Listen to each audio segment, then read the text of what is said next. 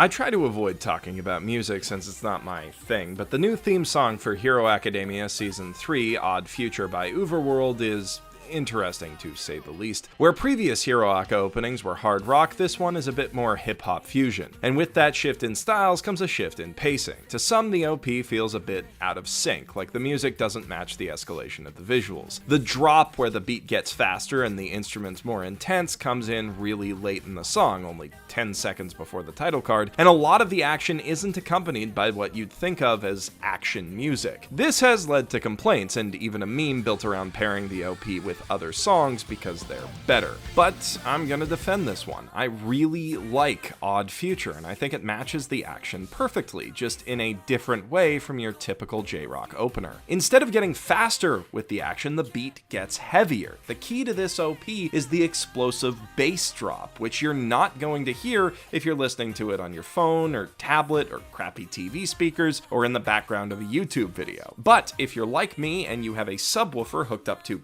everything you watch anime on, this song will grow on you fast because it flat out rocks. Now, with that little bit of opinion out of the way, how does the actual OP hold up? Is it as packed with Sakuga references and foreshadowing as its predecessor, Sora ni Utaeba? Or, dare to dream, does it once again go beyond, plus ultra? Could this be the new best Hero Aka opening? Yes. Sorry, I'm way too excited to be a tease about this. This OP is awesome, and I just want to talk about why. Why involves talking about a lot of manga spoilers up to around episode 12 of this season, though, so if you're an anime-only fan, continue at your own risk. Now, the OP starts with a zoom out of Deku's eye as he crouches down, getting ready to break into a sprint. We see a spotlight on him, only natural considering that he's the center of our attention as our protagonist, and also the center of the world's attention as the future symbol of peace, and in a flash that spotlight is replaced by projected images of his past struggles, from finding out that he was quirkless all the way up through his battle with Stain. Lastly, we see him dashing out of the academy training grounds with Bakugo, a shot straight from the last season finale. Then we pull down and around behind him as he breaks into a run, leaving a trail of dust and broken earth in his wake. The camera moving downward shows his growth as a character, going from being weak and insignificant to a powerful, dominant figure who we have to look up to. If you've seen my previous videos about Hero Aka, you know that the series has been gradually building up a narrative in the beginning and ending of its openings about Deku's relationship with All Might. Across 3 OPs, Deku goes from staring at All Might's back from afar to being acknowledged by his hero as an equal. And now, in the 4th OP, we see him in the same barren desert setting as the last one, only this time he's all alone except for Toru. Deku has finally succeeded All Might, and now he needs to learn how to move forward without his hero beside him, which is where this story arc is ultimately going to leave him, and this OP spends a lot of its runtime reinforcing that idea. The very next shot shows a young All Might accepting his quirk one for all from his mentor Nana Shimura, with a 3D rotation of the camera representing this turning point for them, this passing of the torch. The rotating camera is a consistent motif throughout this OP.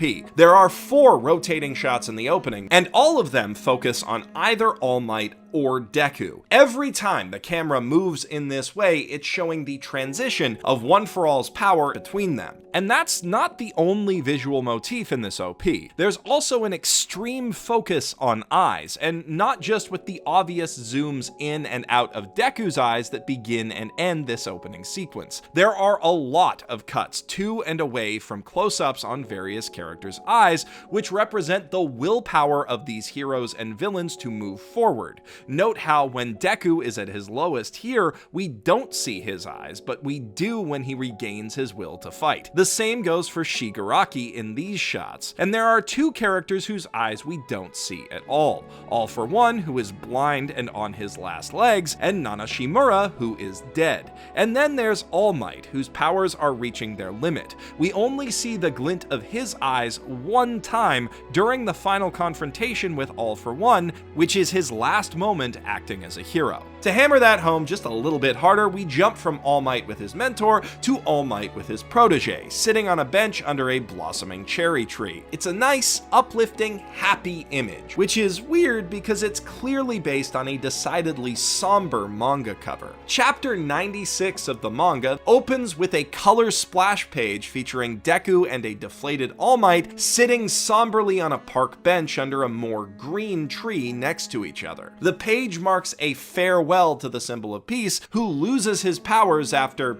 well, we'll get to that. The pink sakura blossoms are associated with spring in Japan, while green leaves are more associated with summer, so the shot in the OP is clearly a before picture to the manga cover's after. And I wouldn't be surprised in the slightest if, in the last episode of this core, they changed the OP to replace the shot with that cover. But that's enough about Deku and All Might for now. We jump from them to the rest of Class 1A out for a run in their gym uniforms. For the most part, the kids are just running, but Aoyama, true to his narcissistic character, stares directly into the camera the whole time. And we see an exhausted Mineta turn and start drooling when the girls catch up with them. Also, hey, there's oh wait, Toru's actually in this shot. I don't know how to let's just move on. After we meet the kids, we're introduced to the adult pro heroes, starting with Endeavor, who makes a point of getting right up in front of the camera and standing apart from everyone else. This is the first of 4 times that a shot transition in this OP is marked by flames,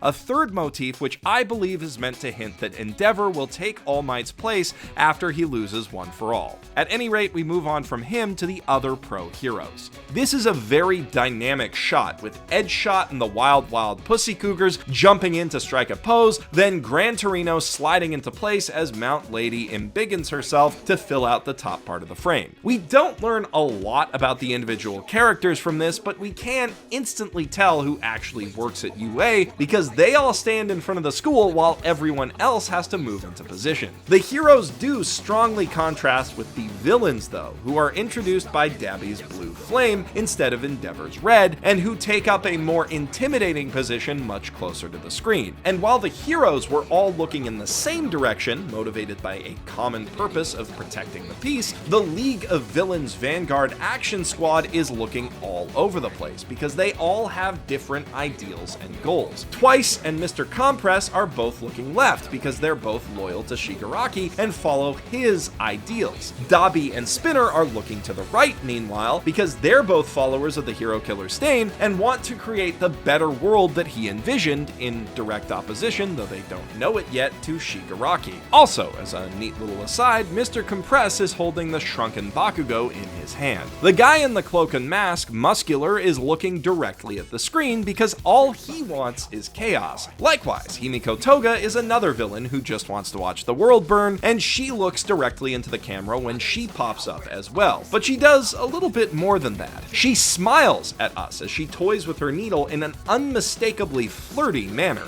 Then she throws it directly at the camera, which isn't just a clever and beautifully animated way of cutting to the next shot, it also tells us who she's looking at. The camera in all 3 of these shots represents Deku's perspective. That's why he's not running with his classmates, and why Aoyama is looking at him, although that comes way later, why the camera frames the pro heroes in such a reverential light, and why the villains look so intimidating by comparison. It's also why Toga flirts with the camera. During the summer training arc, she becomes obsessed with Deku and starts stalking him relentlessly. And in light of that, it makes sense for Muscular to be staring straight at Deku as well, since they fight each other one-on-one when the villains attack. From Toga, we cut to a depressed-looking Shigaraki slumped against the screen, and we see a hand reach out of the screen to pat him on his head. That hand is All for One, All Might's nemesis and Shigaraki's mentor. This image either represents Shigaraki during the Hideout Raid arc when he thinks that all hope is lost before his mentor uses teleportation to save the League of Villains from the clutches of justice, or it could represent the aftermath of that arc when Shigaraki is left alone and his mentor is carted off to jail. Since All for One's influence is still with him, now he's strong enough to move forward on his own, much like Deku at the beginning of this OP. Speaking of, we return to our hero only to see him limping sadly through the snow. And sure shortly after, we see what he's sad about as Bakugo appears behind him and he turns gray, hanging his head in defeat. At first glance, this seems to be a simple character introduction since the characters hate each other, but Bakugo is notably not in front of the same canyon background as all of the other action shots use. And that's because at the end of the training camp arc, Bakugo gets kidnapped by the League of Villains who hope to turn him to their side. Bakugo's angry, explosive attack isn't just for show then, it's a response to that proposal, since he's not exactly big on the whole villainy thing despite his abrasive personality. After Bakugo, we see Ida and Kirishima engaging in battle, which is significant because they, along with Deku, are the ones who charge in to actually save Bakugo from the villains while All Might is busy battling All for One. And with their help, the despondent Deku reclaims his resolve and gets ready to fight. Coming in with that bass drop, All Might flies down to deliver a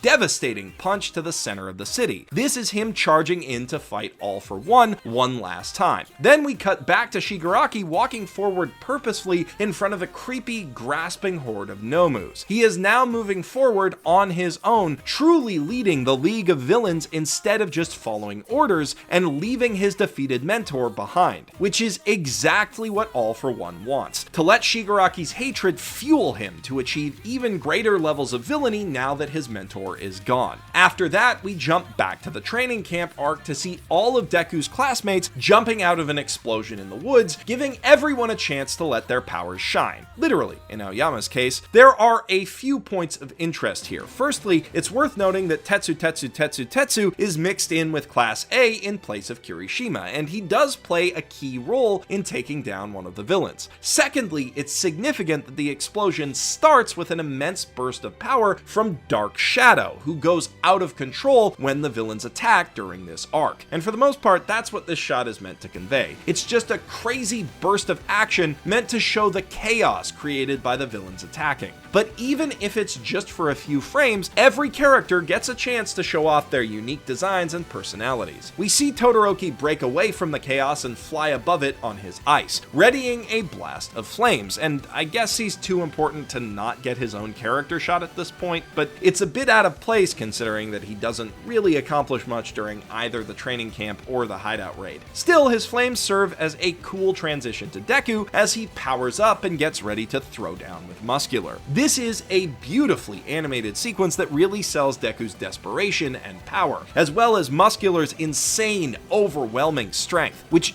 dominates every frame he's in. You get an instant sense of the David and Goliath nature of this fight from just looking at the two side by side. The rotation around Deku tells us that this is a key moment for him. This is his first time fighting as a real hero, giving his all to defend someone he doesn't really know. Thus, it is a huge step toward realizing his destiny as All Might's eventual successor. That idea is reinforced as he goes in for the knockout blow, and just before he lands his 1,000,000% Delaware Detroit smash, we zoom into Deku's eye and see what's inspiring him: the ferocious fighting spirit of All Might. Conveniently, this also serves as an excuse to highlight the final battle between All Might and All for One. From behind the villain, we see All Might crackling with energy, ready to release every last ounce of One for All in his final attack, United States of Smash, which is the coolest attack name ever, just as an aside. We then zoom in across the battlefield to All Might and see his face twisted not in his iconic smile or even a serious grimace, but rather pure, unrestrained rage. For the first time in the whole series, we are seeing All Might get truly mad, and combined with the tempo of the music finally speeding up, it is a badass moment. And if the significance of that is lost on you, the importance of this moment is further emphasized by another camera turn, mirroring the one that we just saw around Deku's face. He is finally passing the torch to Deku, just as Nana passed it to him so many years ago. We see a quick montage of Eraserhead, Edgeshot, Best Jeanist, Mount Lady, Kamui Woods, and Endeavor using their powers to fight Nomus during the Hideout Raid arc. Each of them collectively inspires Deku, who at last unleashes his power on Muscular, breaking through the screen to bring us to the title card, which appears in color negative negative for a moment, perhaps representing All for One's evil, before a flash of lightning wipes it away to leave us with a shining, heroic symbol. Or maybe the graphic designers just thought the effect looked cool. I don't know. After the title card, we see one last shot of Deku rising up from the ground, growing in power and stature before our eyes until he stands equal with All Might behind him, which is really significant. In all of the other OPs, Deku was constantly chasing after his hero. In this one, he doesn't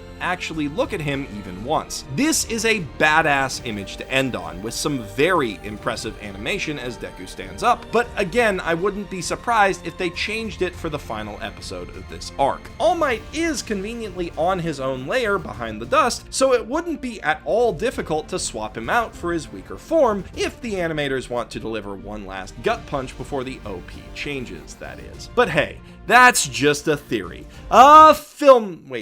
Wrong show. It is amazing how Bones manages to keep raising the bar with each successive Hiroaka OP. Twice now, I've found myself thinking, well, it's all downhill from here, and been swiftly proven wrong, and I can't wait to see what they bring out for the second core of this season. Having broken and become a filthy manga-reading degenerate, I can say with certainty that the next arc will give them a lot to work with. If you want to see more of me covering Hiroaka and also a bunch of other anime, because there are so many good anime this season, holy crap, then make sure to subscribe to Mother's Basement and turn on notifications to catch every video that I put out. And if you feel like supporting me a little more, I have a YouTube sponsorship button now that you can click, or you can support me on Patreon. I'm Geoff Thew, professional shitbag, signing out from my mother's basement.